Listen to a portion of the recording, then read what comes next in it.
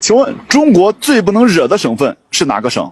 中国最不能惹的省份就是新疆，全国人民都应该感谢新疆。新疆真的为国家做出了太多的贡献。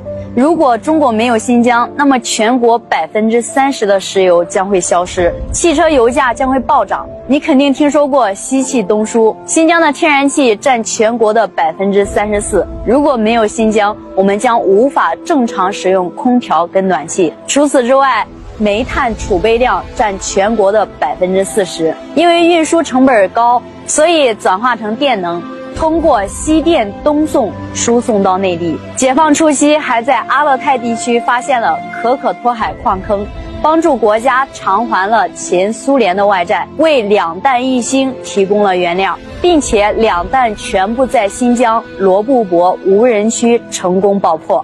而且你知道新疆的战略地位有多重要吗？为什么当年左宗棠誓死都要收复新疆？新疆位于亚洲的十字路口，东可入蒙古，北可进俄罗斯，西可入中亚5国，是对外交往的重要通道。